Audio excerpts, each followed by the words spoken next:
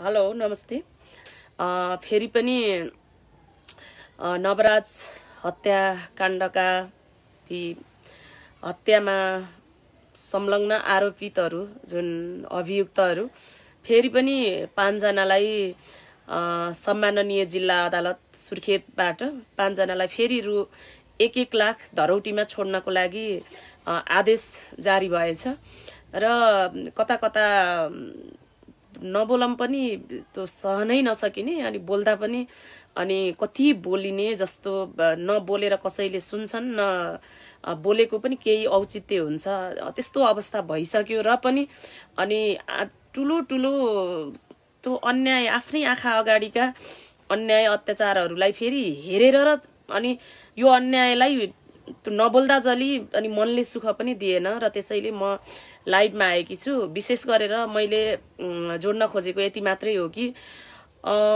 घटनाहरू चाहे जातका नाममा भओस्, चाहे अन्धविश्वासका नाममा भओस्, चाहे कुरीतिका नाममा भओस् र कुनै पनि बहानामा हरेक दिन जस्तो अहिले हाम्रा छोरीचेली बलात्कृत भएका छन् अनि हत्या भएको छ, युवाहरूका हत्या भएको छ। चाहे प्रहरी प्रशासनको कस्टडीमा प्रहरीका बुट र लात्तीबाट चाहिँ युवाको मृत्यु होस् या त्यहाँको यातना सहन नसकेर हिरासतमै अनि सुसाइड गरेका केसहरू हुन्, चाहे अनि हरेक दिन जस्तो साना साना कोपिला ती बच्चाहरू यहाँ आफ्ना कपडा लगाउने कुरा होइन, यहाँ अनि साना साना बच्चाहरू जुन 2 वर्षदेखि 6 वर्षसम्मका साना बच्चाहरू समेत, डाइपर लगाउने बच्चाहरू समेत अनि बलात्कृत भएका छन्, बलात्कृत भएर हत्या भएका घटनाहरू छन्। र मैले यति मात्रै जोड्न खोजेको हो, रुकुम जाजरकोट नवराज हत्या प्रकरण जहाँ एउटा युवाले अन्तर्जातीय प्रेम र त्यसलाई विवाह गर्न खोज्यो, त्यो परिवार र समाजबाट वर्जित थियो र अहिले पनि वर्जित छ। फेरि यति भन्दै गर्दा केही उदाहरणहरू तपाईहरूले दिनुहुन्छ होला कि अहिले पनि विवाह चलेको छ भनेर। हो, अपवादका रूपमा केही जहाँ धन सम्पत्ति र सम्पन्न दलित युवाहरू छ भने त्यो फेरि ठुलो जातका केटी चलेको छ, नचलेको होइन। तर अनि जात सँगसँगै आर्थिक अवस्था र हरेक कुराहरू जोडिएर जुन खालका हरेक दिन जस्ता भएका घटनाहरू छन् जातकै नाममा, मैले त्यसलाई जोड्न खोजेको हो। र रुकुम जाजरकोटको नरसंहार, त्यहाँ नवराज विकले एउटा उच्च जातको केटीलाई प्रेम र विवाह गर्न खोज्दा त्यहाँ कुनै विकहरू मात्रै मरेको छैन, कुनै दलित समुदायको युवाहरू मात्रै मरेको छैन, त्यहाँ अन्य दलित भन्दा अन्य गैर दलित समुदायका युवा पनि मरेका छन् अनि हत्या भएको छ। अनि गणेश बुढा, लोकेन्द्र साई, उनीहरू उच्च जात भनिने त्यही समुदायबाट थिए। उनीहरूले यो विवाह जुन समाज र परिवारमा वर्जित जुन अस्वीकार गरेको विवाहलाई साथ दिनुपर्छ भनेर आफ्नो साथीको लागि त्यो प्रेमको पुजारीहरू समेत अनि उनीहरूको हत्या भएको छ, निर्मम हत्या भएको छ दिन दहाडै। यो सामान्य, यो नेपालको इतिहासमा जातकै नामबाट भएको यो सामान्य घटनै होइन। तर जुन घटनाका आरोपितहरू जुन एक गर्दै 2 जना, 4 जना, 5 जना गर्दै जसरी योजनाबद्ध तरिकाबाट अनि कहिलेका जिल्ला अदालत रुकुमबाट, कहिलेका उच्च अदालत सुर्खेतबाट 1 लाख तिरेर यस्ता अनि हत्याका आरोपितहरूलाई जसरी निकालिएको छ यसको मूल्य चुकाउनु पर्छ। मैले यति मात्रै जोड्न खोजेको हो कि धेरै घटनाहरू यहाँ यसरी चाहिँ अनि बढिरहेको छ। कुनै पनि हत्यामा संलग्न हत्याराहरूलाई जब चाहिँ न्यायाधीशहरूले पैसामा न्यायाधीशहरू पैसामा बिक्छन्, पैसामा उनीहरूले फैसला गर्छन्, तब त्यो हत्याराहरू फेरि बाहिर निस्किसकेपछि अर्को हत्या गरिरहेको उदाहरणहरू यहाँ प्रशस्त छ। पछिल्लो समयमा तपाईहरूले हेर्नुहुन्छ भने कुनै पनि हत्यामा संलग्न हत्याराहरूलाई जन्म कैद गर्नुपर्ने हत्याराहरूलाई 1 लाख, 5 लाख, 2 लाखमा जब अनि बाहिर निकालिएको छ नि, तिनीहरूले फेरि अर्को हत्या गरेको छन्। जस्तो त मैले यति मात्रै जोड्न खोजेको हो कि अनि केही समय पहिला एउटा आन्दोलन पनि भयो कि अनि रञ्जन कोइरालाले आफ्नो श्रीमतीलाई अनि मारेर काटेर अनि मकवानपुरको जंगलमा चाहिँ लगेर चाहिँ फाल्दाखेरिको त्यहाँ देख्नेदेखि लिएर यथेष्ट प्रमाण सहित रञ्जन कोइरालालाई जन्मकैद अनि फैसला भएको थियो। तर त्यसैलाई उल्ट्याएर 8 वर्षमा उसलाई सफाई दियो, फूल माला सहित ऊ बाहिर निस्क्यो। आज तपाईहरुले हेर्नुहुन्छ भने धेरै टाढाको अहिले पुराना कुराहरु छोड्दिनुस् कि अहिले महोत्तरी बर्दिवासमा 6 वर्षको बालिका गुलाब खातुन जसले एउटा आफूले अनि टोयलेट गरेर आफूले सफाई गर्न समेत नसक्ने एउटा सानो बच्ची जुन 6 वर्ष लाग्दै गरेको बच्ची चकलेट किन्न जाँदाखेरि अरुण शाह 25 वर्षको हत्याराले उसलाई त्यही चकलेट किन्न जाँदा त्यहीबाट छोपेर अनि 3 दिनसम्म उसले किडन्यापिङ गरेर कति यातना दिएर बलात्कार गरेर मारेर बोरामा पोको पारेर फाल्दियो। र त्यसको कहानी तपाईहरुले सुन्नुहुन्छ भने तो पहिला तो हत्यारा मलेसियामा काम गर्दो रहेछ र यही लकडाउनको बीचमा ऊ नेपाल आइसकेपछि उसले फेरि एकजना व्यक्तिको हत्या गरेको छ। हत्या गरेर जेल परेको अरुण शाहलाई अनि फेरि के गरिएको छ भन्दा अनि त्यहाँ मुख्य न्यायाधीश यो सुमन कुमार नेउपानेको इजलासले अनि गुलाब शाहको अहिले जुन बलात्कार गरेर हत्या गर्यो अरुण शाह यो भन्दा पहिला एकजना व्यक्तिलाई हत्या गरेर जेल पर्दाखेरि त्यहाँ चाहिँ अनि न्यायाधीश सुमन कुमार नेउपानेको इजलासले रु 1 लाख धरौटीमा तो अरुण कुमार शाहलाई छोडिएको छ। अनि छोडिसकेपछि अनि के गरे भन्दा फेरि उल्ला त उ भयो जब मान्छे मारेर पनि 1 लाखमा जब तो निस्किन पाउँछ भने उल्लाई फेरि अर्को हत्या गर्नु कसैको बलात्कार गर्नु उसको लागि ठुलो कुरै भएन नि, किनकि उल्लाई त के भयो भन्दा पुरस्कार भयो।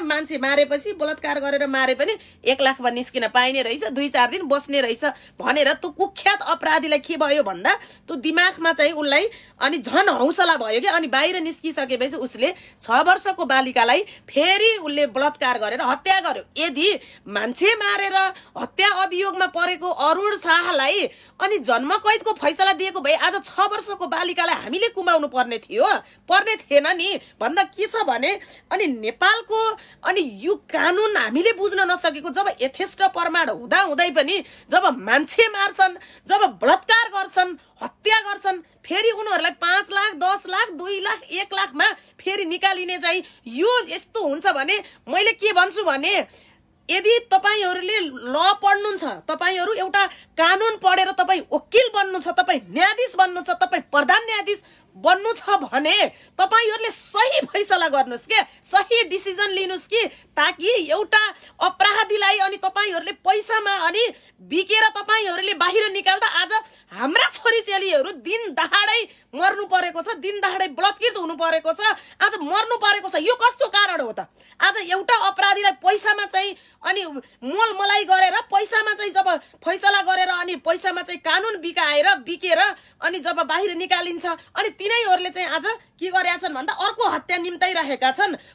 यसै कमाउनेको लागि छ भने अरे उमा सडकमा गएर अनि गिटी फोरे हुँदैन, ठुला ठुला बिजनेसहरु गरे हुन्छ नि। तर एउटा चाहिँ पीडित अनि उसको चाहिँ न्यायलाई अनि आज पैसामा चाहिँ मोलेर आज त न्यायलाई अनि पैसामा आफूले चाहिँ मोलतोल गराएर अनि यस्ता खालका चाहिँ फैसला गर्ने अधिकार अनि यो नेपालमा मात्रै हो कि अन्य देशहरुमा पनि छ? यो कुरा राम्रोसँग बुझ्न जरुरी छ कि पैसाको मोलमलाइमा पैसामा चाहिँ बिक्ने अनि वकिल न्यायाधीशहरु अब तिनीहरुलाई जागिरबाट र उनीहरुलाई जुन नियुक्ति छ त्यहाँबाट खारेज हुनुपर्छ, होइन भने चाहिँ सही डिसिजन सही निर्णय गर्नुपर्छ। किनकि कानून भनेको सबैको लागि समान हो। त्यसैले चाहिँ एउटा उ पनि देखाइन्छ नि कि तो जुन कानूनको आँखा भनेको समान हुन्छ भनेर आँखामा चाहिँ तराजुमा राखेर पट्टी बानेको किन बनाइन्छ?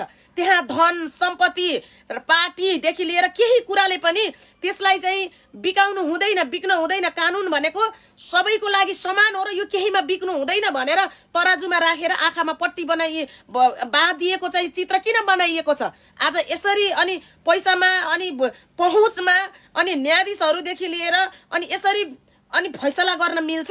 अनि आज तपाईहरुको फैसलाले गर्दाखेरि आज यहाँ धेरै छोरी चेलीहरू आज बलात्कृत भएर हत्या हुनु परेको छ। अनि मैले त्यसैले के भन्छु भने तपाईहरुले जति पनि न्यूजहरू या चाहिँ त्यो घटनाको चाहिँ अपराधीहरूको स्टोरी तपाईहरुले रिड गर्नुभयो भने के देख्नुहुन्छ भने पछिल्लो समय सबै धेरै जस्तो अपराधीहरू पहिला अपराध गरेर उनीहरू जेल जीवन भोगेका हुन्छन्।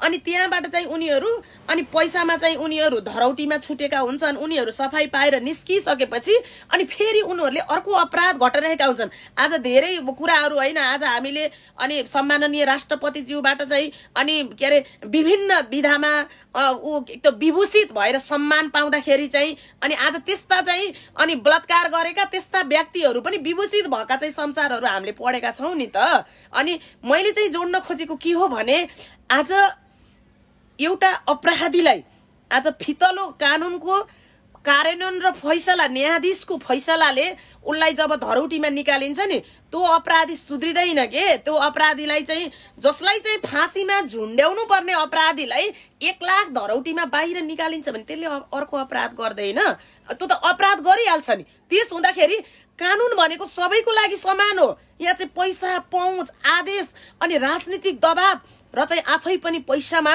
बिक्ने न्यायाधीशहरूको छानबिन हुनुपर्छ अब राम्रोसँग।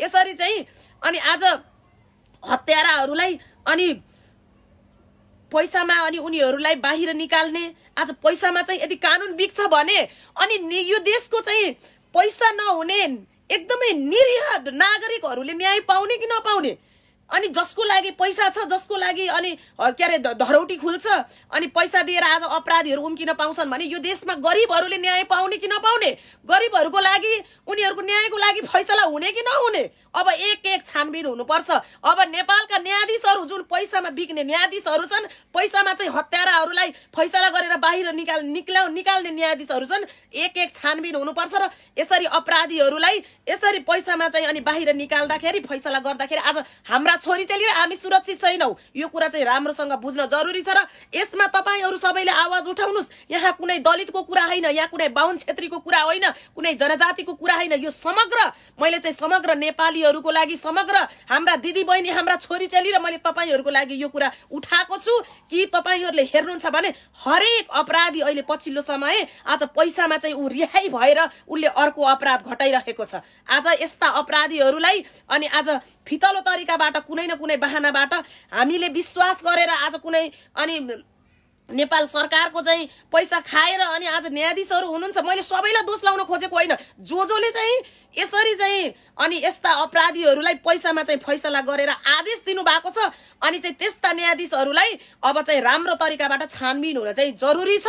र यदि पैसामा अनि यदि चाहिँ यस्ता अपराधीहरूलाई छोड्दै गइन्छ भने यहाँ नै तपाईका मात्रै होइनन्, यहाँ चाहिँ हाम्रा मात्रै होइनन्, कसैका पनि छोरी चेलीहरू अब सुरक्षित हुने छैनन्। र अनि ती अपराधीले चाहिँ अझै ठूला अझै कुख्यात अपराधी बनेर उ निस्किन्छ र निस्किरहेको छ र अपराध घटाइरहेको छ। त्यसैले तपाईहरु एउटा आवाज उठाउनुस् कि नेपालमा अनि जो पैसामा चाहिँ अनि बिकेर अनि उनीहरूले चाहिँ जुन एउटा अपराधीलाई छोड्ने आदेश दिएर यस्ता गद्दार गरिरहेका छन् तिनीहरूलाई कुनै पनि हालतमा छोड्नु हुँदैन, राम्रोसँग चाहिँ छानबिन हुन जरुरी छ। त्यसैले यो आवाज भनेको मैले हामी सम्पूर्ण नेपालीहरूको लागि मैले यो भनेकी छु। र आज नवराज हत्याकाण्ड इस्यु जेसुकै थियो, चाहे त्यहाँ जातीय विभेदको कुरा थियो, चाहे अन्तर्जातीय प्रेम थियो या चाहिँ जेसुकै थियो, तर आज 6 जना युवाहरू चाहिँ भेरीमा अनि उनीहरूलाई बगाइयो नि, उनीहरूलाई हत्या गर्यो नि। आज गणेश बुढा, लोकेन्द्र शाहीदेखि लिएर आज ती युवाहरू के तिनीहरू दलित त थिएनन् नि त,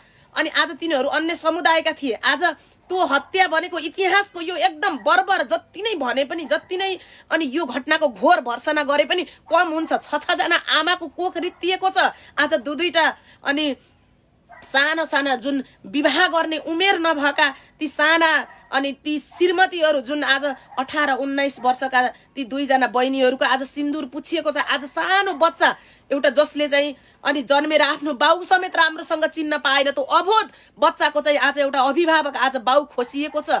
आज ती 6 जना परिवारमा आज भेरी नदीमा आँसु बगे जस्तो, पानी बगे जस्तो उनीहरूको आँखामा आजसम्म आँसु बगेको छ। आज यही हो हाम्रो अनि चाहिँ यो नेपालमा चाहिँ दिने दिने न्याय यही हो। आज एउटा गाउँै उल्टिएर त्यस्तो विभत्स तरिकाबाट दिन दहाडै गरिएका त्यस्ता हत्यामा समेत आज ती हत्यामा संलग्न अपराधीहरू आज 1-1 लाख धरौटीमा योजनाबद्ध तरिकाबाट कहिले 2 जनालाई निकालिन्छ, कहिले 5 जनालाई निकालिन्छ, कहिले चाहिँ 6 जनालाई निकालिन्छ। यसै गरेर चाहिँ यदि चाहिँ यो कानुनले अनि यसरी नै यो फैसला गरेर यस्ता अपराधीहरूलाई बाहिर निकालिन्छ भने ती अपराधीहरू सुध्रिँदैनन्। विचार गर्नुस्, ती अपराधीहरूले भोलि तपाईका छोरी चेलीहरूलाई फेरि बलात्कार गरेर हत्या गर्नेछन्, तपाईका छोराहरूलाई फेरि हत्या गर्नेछन्। एउटा अपराधीलाई बाहिर निकाल्नु भनेको आज त्यसलाई हामीले फेरि अर्को हत्या जन्माउनु हो। त्यसैले म के भन्छु भने यदि कानुनमा चाहिँ अनि सेतो सर्ट र कालो चाहिँ कोट लगाएर फैसला गरिन्छ भने त्यो फैसला आँखा टिम्म गरेर न्यायको लागि फैसला गर्नुस्, ताकि पैसा पद आदेश र राजनीतिको भरमा एउटा अपराधीलाई निकाल्ने कोसिस नगर्नुस् कि भोलि गएर तपाईले गरेको फैसलाले निर्दोष हाम्रा छोरी चेली र हाम्रा छोरा हामीले गुमाउन नपरोस्।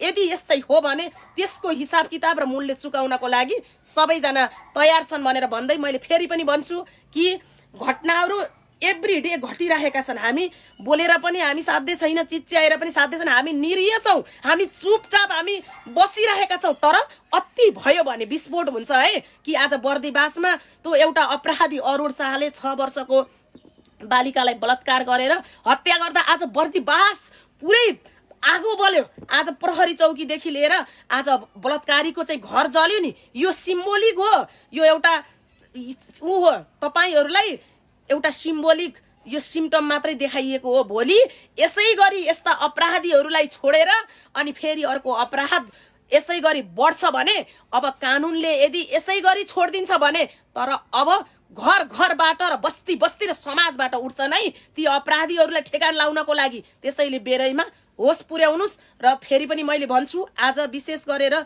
जुन खालको फितलो तरिकाबाट आज अनि अपराधीहरूलाई जसरी चाहिँ निकालिँदैछ, जसरी पैसामा धरौटीमा जसरी निकालिँदैछ र पछिल्लो समयमा तपाईहरूले हेर्नुहुन्छ भने ती अपराधीहरूले झन् ठुला ठुला अपराध र बलात्कारका घटना घटाएका छन्। त्यसैले तपाईहरूले गरेको यो एउटा फैसला भनेको यो न्यायको पक्षमा हुनुपर्छ, पीडितको पक्षमा हुनुपर्छ, ताकि अपराधीलाई संरक्षण गर्नको लागि र अपराधीलाई फेरि अर्को अपराध गर्नको लागि उम्काउनको लागि यो फैसला होइन र यो कसैलाई पनि यो अधिकार छैन। त्यसैले मैले यति भन्दै म एकदम बिरामी पनि छु। आज मैले यो विशेष गरेर यो नवराज हत्याकाण्डको हिजो मात्रै उच्च अदालत सुर्खेतबाट जुन फैसला भएको मैले सुनिसकेपछि मलाई त्यो सहनै नसक्ने भएर म एकछिन यो लाइभमा आएकी छु। र तपाईहरूले न्यायको पक्षधर तपाईहरू जो हुनुहुन्छ र यो भिडियोलाई तपाईहरूले जति सक्दो शेयर गरिदिनु होला, ताकि अनि पैसा पहुँच राजनीतिक आदेशमा बिक्ने र